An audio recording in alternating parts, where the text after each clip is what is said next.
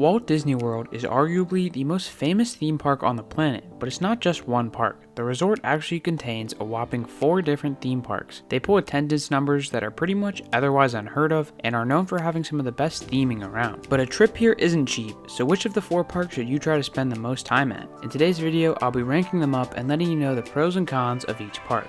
Also, if you aren't already subscribed, please consider becoming my newest sub. I just want to say a huge thank you for 25 subscribers. I know there might not be many of us out there yet, but I truly appreciate each and every one of you guys. And without further ado, let's hop into the video.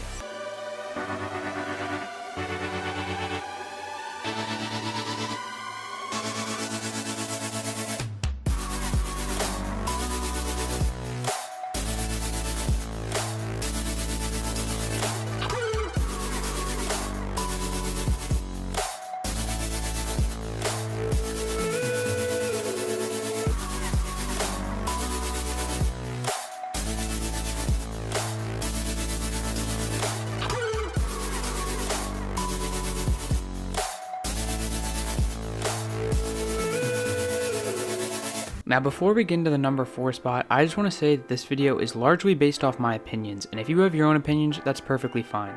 But I'll let you know what each park does well so you can decide which ones are worth going to. The last time I went to Disney World was in 2018, so when I go back in 2022, it'll be fun to see if my rankings change. Also, I love all 4 of these parks, so a day at any of them is awesome. Starting off our list at the number 4 spot is Epcot. Like I said, I love this park, and it was pretty hard for me to put it at the bottom spot. Anyway, Epcot stands for Experimental Prototype Community of Tomorrow, and is Walt's vision for a perfect utopian society. This park is divided into 2 sections, World Showcase in the back and Future World in the front. I enjoy both of these areas, but they don't really fit together in my opinion. They are exceptionally themed, so I don't mind this, but I've always thought that the future mixed with the present day cultures is a bit weird. When you enter the front gates, you're greeted by the iconic golf ball, which houses a fun dark ride called Spaceship Earth. To your left, you have the intense space simulator, which is called Mission Space, along with one of the more thrilling Disney rides, Test Track.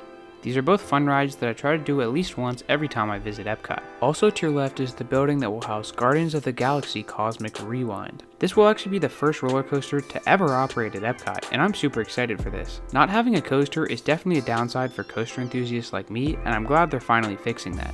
If you decide to go right, you'll first run into a large aquarium, then the building dubbed The Land. The Land houses a food court, a fun boat ride called Living with the Land, and the awesome flying theater, Soarin'. Soarin' and Test Track are easily the best 2 attractions at Epcot because they're well themed and offer some thrills.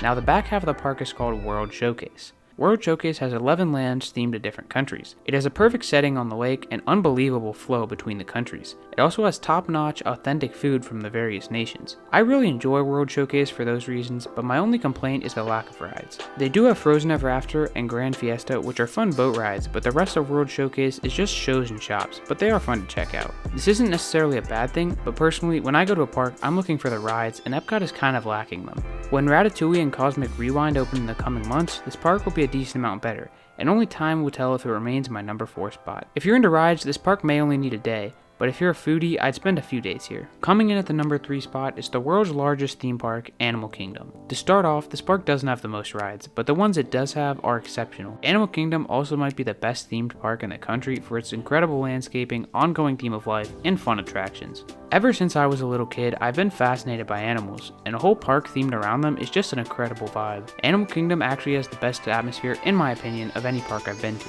I mean, just take a look at this. See what I mean? After making the long journey out to Animal Kingdom, you enter the park into the section called the Oasis. The Oasis has some nice plants, water features, and a few animal enclosures that fit in perfectly. Once you get to the end of this section, you'll see the iconic Tree of Life, which is a massive man-made baobab tree with 300 animals carved into it. The Tree of Life houses the 4D show It's Tough to Be a Bug and is located on Discovery Island. Discovery Island has various shops and restaurants and is essentially the main hub of Animal Kingdom. If you travel down to the right, you'll end up in Dinoland, USA. Dinoland is themed to a classic American fairground that's themed to dinosaurs. Yeah, a themed land within a themed land. It used to house Dinorama, which was a dual-track Wild Mouse coaster. Fun fact, this is actually the only roller coaster Disney World has ever removed. You have different games and fair-like rides, along with a pretty good dark ride with an incredibly original name, Dinosaur. This whole land is solid, but it's definitely my least favorite area in the park. It doesn't really give off that same great feel that the rest of the park does, and should be the next redone land if you ask me, but it's all uphill from here. Next, you'll hit the Asia section of the park. It's very pretty with the different Asian-inspired buildings and a massive replica of a Himalayan mountain. Though the ride is called Expedition Everest, it actually is supposed to be the mountain next to Everest. Sorry if I just shattered your whole view of reality, but that one's on Disney. Nonetheless, this mountain is absolutely sick, and houses one of my favorite rides at the whole resort.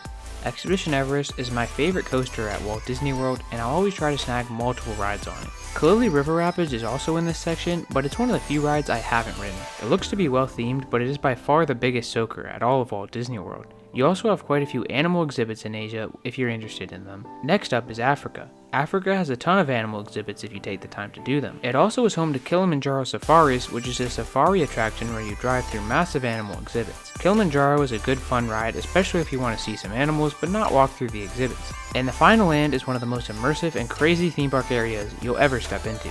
It probably is my absolute favorite theme park land that I've been in. I'm talking about Pandora, the world of Avatar. The immersion and rock work in this land is honestly mind-boggling, and I can't wait to experience it again soon. They have two rides here with the fun-looking Navi River Journey, and quite possibly my favorite Disney attraction, Flight of Passage. From being able to feel your banshee breathing to the amazing 3D graphics, Flight of Passage is such a world-class experience. Animal Kingdom is only at the 3 spot because it just doesn't have a ton of rides, but the theming, atmosphere, and animals make for a pretty fun park. My second favorite Disney World park is Hollywood Studios. Hollywood Studios has had an incredible glow up over the past few decades and has gone from the worst Disney park to arguably the best. It doesn't have as good of an atmosphere as Animal Kingdom, but the ride lineup here is something you can't ignore. From the airtime-packed Tower of Terror to the addictive shooting dark ride Toy Story Mania, this park truly has something for everyone. In 2022, when I go back to the park, I think it just could become my favorite at the resort. But until I experience Star Wars Galaxy's Edge for myself, I just can't place it at number 1. I also missed Toy Story Land by about 2 weeks, so I still have yet to experience Slinky Dog Dash, and obviously I still need to do Mickey and Minnie's Runaway Railway as well. Even though this park has received a lot of new additions in recent years, it was still a great park in 2018. It has a great simulator ride in Star Tours and a well-themed fun launch coaster in Rock and Roller Coaster. Even though I said Hollywood Studios didn't have as good of a vibe as Animal Kingdom, it still has a nice atmosphere with that replica of the Chinese Theater and some other cool buildings that are reminiscent of Hollywood. I really like the park's lineup, with Tower of Terror probably being my favorite. It has a good spooky theme and a ton of airtime since you just have seatbelts. Even though I haven't ridden Rise of the Resistance, it looks like it's probably the best dark ride on the planet, so that definitely helps out the park.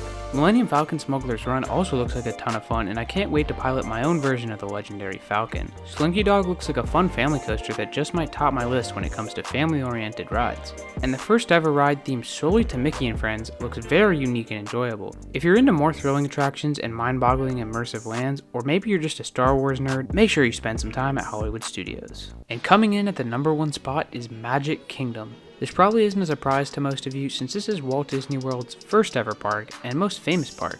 Disney has built up an incredible ride lineup here, and for good reason, since it's the world's single most attended theme park. First off, when you get to the park, it just all has such a great feel. If you grew up on Disney movies like me, you'll probably absolutely love Magic Kingdom.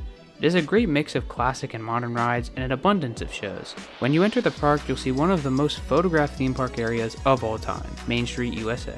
Every last building is perfectly positioned on Main Street, making it so you cannot see any of the other massive buildings or attractions in the park, other than, of course, Cinderella's castle. You then have 5 more awesome lands with Adventureland, Frontierland, Liberty Square, Fantasyland, and Tomorrowland. Adventureland has a nice jungle theme to it, along with some great classic attractions in Jungle Cruise and Pirates of the Caribbean. Frontierland has a nice western theme with 2 of Disney's most iconic and fun rides, Splash Mountain and Big Thunder Mountain. Next up is Liberty Square, which houses some good patriotic attractions such as the Hall of Presidents, along with the incredibly well-known Haunted Mansion. Fantasyland has by far the most attractions and is always fun to hang out in. Small World, Peter Pan, Winnie the Pooh, Teacups, and The Little Mermaid are just some examples of the fun rides here in Fantasyland. The immensely popular Seven Dwarfs Mine Train is also located in this section of the park, along with one of my favorite shows, Mickey's PhilharMagic. The Storybook Circus is also a part of Fantasyland and is a great kids area. The final land in Magic Kingdom has always been a personal favorite of mine. I'm talking about Tomorrowland. I love the way Disney Imagineering depicts the future, and being a huge technology guy, I've always felt right at home here. Tomorrowland has Buzz Lightyear's Space Ranger Spin, the incredibly fun Shooting Dark ride, as well as Monsters Inc. Laugh Floor, which is a pretty funny show. You also have arguably the world's most famous roller coaster, Space Mountain. This 46-year-old coaster is still incredibly popular to this day and always offers a fun ride. Tron Light Cycle Run should open in 2022 right next to Space Mountain, and it looks like a ton of fun. The concept of just the way the seats and restraints are, along with incredible theming, looks like a great ride. Magic Kingdom is beyond stacked with rides and entertainment options, and I only named a few. You also have a bunch of restaurants, shops, and like all Disney parks, character meet and greets. Honestly, I don't think any Disney park, other than maybe Disneyland or Tokyo Disney Sea, could dethrone the amazing Magic Kingdom. If you're looking for a ton of classic and modern rides mixed into one park with that great Disney feel, then Magic Kingdom is absolutely for you.